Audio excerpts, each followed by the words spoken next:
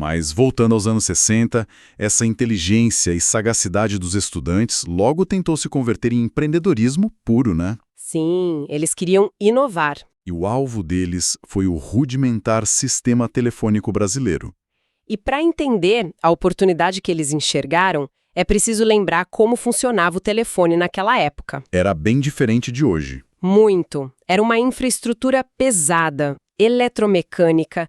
Quando se girava o disco de um telefone antigo, ele enviava interrupções físicas de corrente pela linha. Os famosos cliques, né? Isso. Se você discasse o número 5, o mecanismo gerava 5 pulsos elétricos, ou cliques, que viajavam pelo fio até a central. E foi no final da década que o Brasil começou a implementar o famoso DDD. A discagem direta à distância. O que foi uma revolução, porque antes você precisava ligar para a telefonista e pedir para ela plugar um cabo físico numa mesa telefônica. Exatamente, o processo manual. Mas o DDD trouxe um problema chato. As ligações interurbanas eram exorbitantes, verdadeiras fortunas. É aí que 2 alunos brilhantes do Inatel tiveram a ideia de uma startup precoce. Um bloqueador de DDD. E a engenhosidade estava justamente em como o aparelho funcionava. Como o prefixo de qualquer ligação DDD começa com o número 0, a engenhoca deles era programada para contar os pulsos. Inteligente? Muito. Se o disco do telefone girasse até o 0 e enviasse 10 pulsos rápidos pela linha, o aparelho identificava que alguém estava tentando fazer uma ligação cara para outro estado. E aí? E instantaneamente cortava a linha. A lógica de hardware era elegante e totalmente focada no problema. A ideia era de ouro. Mas o fracasso da empresa deles é uma daquelas ironias brutais da evolução tecnológica. Pois é, o timing foi cruel. O protótipo inicial usando transistores era um pouco instável. O tempo que eles levaram para aperfeiçoar o equipamento, esperando a chegada dos novos circuitos integrados, os famosos chips TTL, isso foi fatal. Quando o bloqueador estava finalmente pronto e perfeito, o mercado telefônico mudou de pele. Uma mudança brusca de padrão, né? Sim. As companhias telefônicas introduziram os telefones com teclados de sinalização multifrequencial, os famosos botões. Adeus disco giratório. Exato. Aquele sistema que contava cliques elétricos foi substituído por um sistema que enviava acordes musicais, 2 tons simultâneos para cada número. Ou seja, a engenhoca deles contava cliques, mas de repente o telefone começou a cantar. E a máquina deles era surda para música. Perfeitamente resumido, a tecnologia dos tons tornou o mecanismo de contagem de pulsos absolutamente obsoleto da noite para o dia. Que frustração deve ter sido. Muita. A inovação deles foi atropelada não porque era ruim, mas porque o ecossistema inteiro ao redor sofreu uma mutação muito rápida. Inovar exige um senso de sincronia com a época. E o timing para aquela turma era um adversário em várias frentes. Porque além de dominar a tecnologia e tentar inovar, eles tinham uma batalha existencial gigantesca pela frente. A burocracia governamental. Sim, eles precisavam convencer as autoridades de que eles eram legalmente engenheiros. Essa burocracia quase afundou o projeto inteiro, não foi? Quase. O Inatel adotava um modelo importado da Alemanha chamado de engenharia operacional. Era um curso ágil, intensivo, de 3 anos. A ideia era formar gente rapidamente, com a mão na massa, para erguer a infraestrutura que o Brasil demandava com urgência. Só que o Ministério da Educação não reconhecia a validade desse diploma. Esse era o grande pesadelo. Sem o reconhecimento, não havia registro no CREA, o Conselho Regional de Engenharia. Ou seja, eles estudavam 3 anos inteiros para uma profissão que não podiam exercer legalmente. Uma situação kafkiana. Totalmente. O que nos traz a um contraste de movimentos estudantis que me deixa fascinado. Pense no ano emblemático de 68. O ano que não terminou. Exato. Em Paris, em Berkeley ou nos centros urbanos do Brasil, o movimento estudantil atirava pedras nas instituições, bradando "é proibido proibir". O objetivo era desmantelar as estruturas do sistema. Enquanto isso, o que os alunos do Inatel em Santa Rita do Sapucaí faziam? Eles organizavam um movimento estudantil focado num pragmatismo quase absoluto. Muito práticos. A luta deles não era para destruir o establishment corporativo ou governamental. A luta deles era arrecadar fundos, organizando quermesses e rifas comunitárias. IFAs. Para quê? Para conseguir encher o tanque de combustível daquela velha Kombi da escola. O objetivo era viajar até Brasília e ao Rio de Janeiro para implorar aos ministros que os deixassem fazer parte do sistema profissional oficial do país. É o ápice da rebeldia às avessas. Eles se rebelavam pelo direito de trabalhar e construir obras públicas. E as histórias dessas viagens são fantásticas. São mesmo. Imagina a cena. O motorista da faculdade, João Pata, junto com o diretor Fred Mark e um punhado de estudantes exaustos, dirigindo aquela Kombi por quase 20 horas ininterruptas rumo à capital federal. Uma verdadeira epopeia. E as estradas eram péssimas. Tão ruins e precárias que, numa dessas madrugadas, eles simplesmente erraram a bifurcação no escuro. E foram parar longe, né? Muito longe. Quando o sol nasceu, perceberam que estavam indo na direção de Vitória, no Espírito Santo, completamente na contramão de Brasília. Nossa, imagina o desespero. E aqui entra um fato crucial sobre a natureza do regime político da época que as fontes destacam. Qual? Porque essa mobilização estudantil específica, focada intensamente na legalização do currículo técnico, operava sem sofrer a repressão militar que esmagava outros movimentos do período. É verdade. Eles chegavam a Brasília e conseguiam sentar para negociar de igual para igual com oficiais das Forças Armadas e altos burocratas. Sim, o que gera uma anedota tragicomédica inacreditável. O único aluno da turma deles que teve problemas sérios com a repressão foi o Silvio. Ah, a história do Silvio é de cair o queixo. Em 68, ele foi preso durante o famoso Congresso Clandestino da União Nacional dos Estudantes em Ibiúna. Aquele que foi cercado pelo exército. Esse mesmo. Qualquer pessoa pensaria, nossa, ele era um líder revolucionário infiltrado no Inatel. Mas não. Décadas depois, a verdade veio à tona. Ele não tinha nenhum interesse ideológico profundo. Então o que ele estava fazendo lá? Alguém comentou com ele que haveriam muitas garotas interessantes naquele congresso e a ingenuidade juvenil falou mais alto. Mentira! Foi só por isso. Só por isso.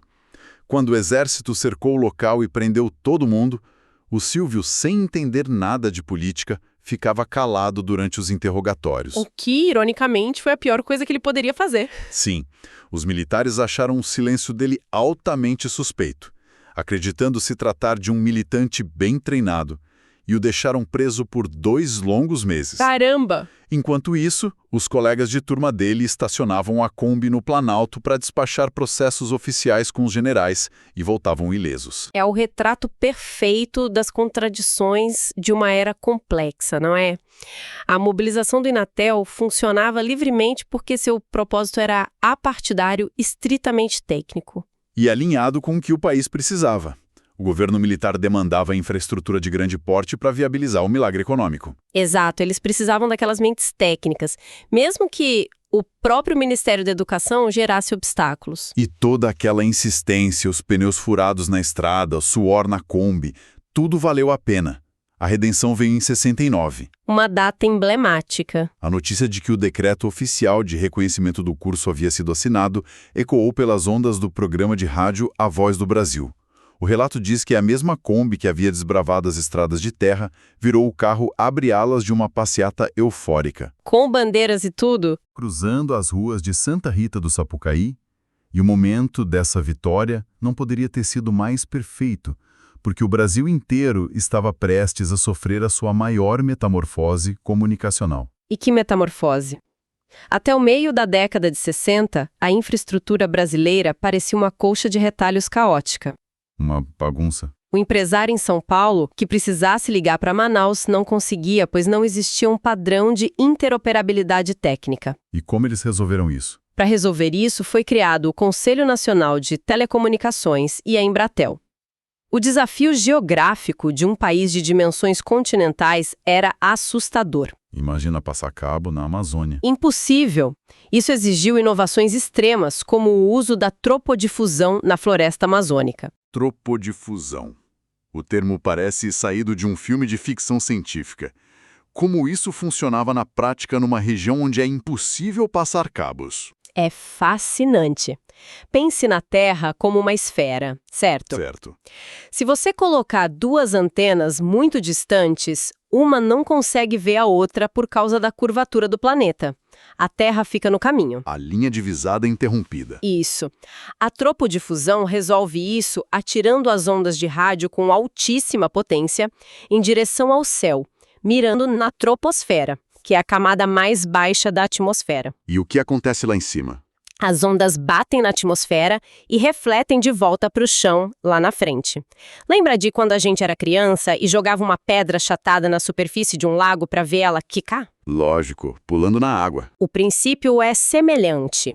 A Embratel montou no meio da floresta amazônica o maior enlace do mundo usando essa técnica, fazendo o sinal quicar no céu para vencer trechos de até 400 quilômetros de selva densa. Nossa!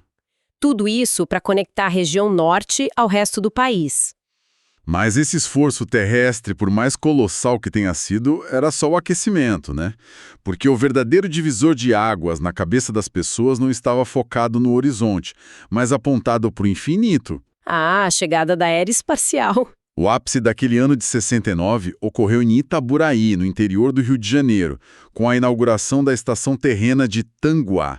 Era uma base de comunicações que ostentava uma monumental antena parabólica de 30 metros de diâmetro, voltada para os satélites no espaço. 30 metros é um prédio de 10 andares? É gigantesca. Isso foi o equivalente a pegar um país isolado e conectá-lo a um cabo de fibra ótica global da noite para o dia. E a inauguração dessa infraestrutura teve um timing histórico perfeito. A estação tornou-se operacional e capaz de se conectar ao satélite Intelsat bem a tempo de sintonizar no evento tecnológico mais ousado da história da humanidade. A missão Apollo 11. Exatamente. 20 de julho de 69. Imagina a situação. Os alunos de engenharia, os mesmos que estavam brigando com válvulas enormes e calculando na régua de madeira, estavam no período de férias escolares. Todos em casa. A história conta que eles se amontoaram, hipnotizados, diante da tela de uma televisão tupi preta e branca, e por causa daquela antena gigante lá no Rio de Janeiro, os brasileiros conseguiram testemunhar Neil Armstrong descendo os degraus e pisando no solo lunar ao vivo. Um feito inimaginável poucos anos antes. Havia apenas cerca de 1,5 segundos de atraso entre o passo do astronauta no espaço profundo e a imagem tremelucendo no interior de Minas Gerais. O impacto psicológico disso num futuro engenheiro deve ter sido avassalador. Foi o rito de passagem definitivo para toda aquela geração, sabe?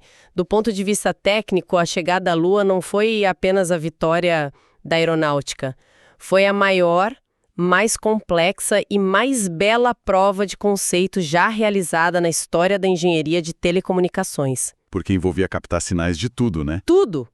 Dados biométricos, telemetria das naves, comunicação de voz cristalina e ainda por cima vídeo ao vivo a quase 400 mil quilômetros de distância, no ambiente mais hostil e imaginável. É arrepiante pensar nisso. Aqueles jovens de Santa Rita do Sapucaí olhavam para a TV e viam os princípios físicos que estudavam nos livros sendo levados ao seu limite prático absoluto. Além disso, a magnitude científica do evento transcendeu as barreiras políticas mais rígidas da Terra. Lembremos que o mundo estava no auge da Guerra Fria. Sim, a polarização total. Mesmo assim, as agências governamentais soviéticas rastrearam a nave de seus rivais e validaram, de forma técnica e inquestionável, que o pouso humano havia ocorrido. O que nos joga na cara uma ironia contemporânea quase dolorosa. Como assim? Se os próprios soviéticos, em 69, armados com radares ultrapotentes e todos os motivos políticos do mundo para desmentir os americanos, se eles não contestaram a alunissagem... Ah, eu já sei onde você chegar. Como é possível que, mais de 5 décadas depois, cercados pelo maior acesso à informação da história humana, tantas pessoas usem a internet de banda larga para consumir teorias conspiratórias afirmando que a Apollo 11 foi gravada em um estúdio de Hollywood? Ou ainda pior, pessoas usando a tecnologia de satélites GPS para divulgar a crença absurda de que a Terra é plana. Esse é o paradoxo central do nosso tempo. A infraestrutura de telecomunicações, iniciada por aquele grupo obstinado de jovens que acabamos de relatar, evoluiu para transmitir dados de maneira impecável e à velocidade da luz. Uhum. A questão é que a engenharia resolve de forma brilhante o problema do transporte e da logística da informação. Uma rede de fibra ótica ou de satélites transportará a verdade científica ou uma mentira elaborada com a mesma eficiência perfeita. É um meio cego ao conteúdo. Exato. A tecnologia anula a distância física, mas não tem a capacidade de curar o déficit de pensamento crítico humano. A ferramenta foi aperfeiçoada. A sabedoria no uso dela, no entanto, parece ter estacionado.